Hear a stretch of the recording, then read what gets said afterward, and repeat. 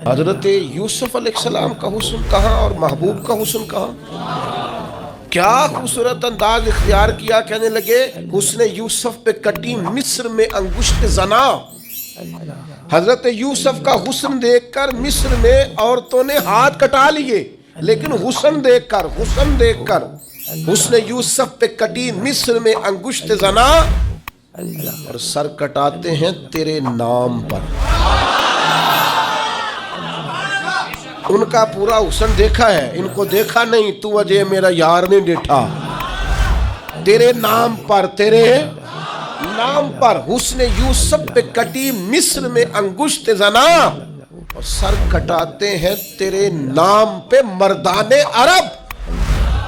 وہاں بیویوں نے ہاتھ کاٹے تھے، یہاں عرب کے مرد، اور انہوں نے حسن دیکھ کے کاٹے تھے، یہاں نرا نام سن کے لوگ۔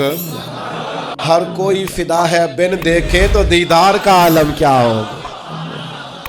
مردان عرب بھائی حضور کا، اور پھر نبی پاک کا جو جود و نوال ہے عطا کرنا۔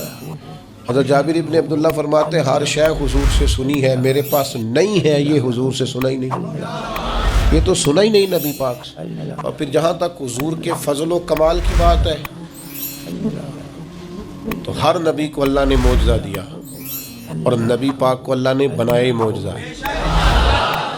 یا ایھا الناس قد جاءکم برہان من ربکم، حضور کا ایک ایک بال معجزہ ہے، آنکھ معجزہ ہے، کان معجزہ ہے، لبہائے مبارک معجزہ ہے، لعاب دہن معجزہ ہے، نبی پاک علیہ السلام کی زلف عنبری معجزہ، محبوب کی نظر مازاغ معجزہ، دست ید اللہ معجزہ، چہرہ وجہ اللہ معجزہ، نبی پاک صلی اللہ تعالیٰ علیہ وسلم کا سج دھج کے آنا اور میلاد ہونا یہ بھی معجزہ، اور سج دھج کے عرش پہ جانا اور معراج ہو جانا یہ بھی معجزہ۔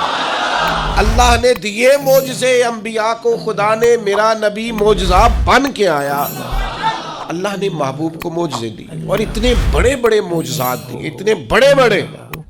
میں کیسے آپ کی خدمت میں یہ بات عرض کروں، اتنا عظیم معجزہ ہے نا واقعہ معراج۔ امت کو چاہیے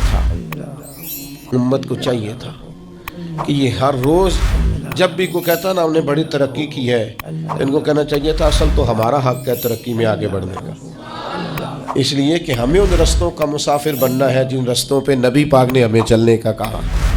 تو میرے عزیز بھائی، محبوب کو اللہ تبارک و تعالیٰ نے معراج عطا کی۔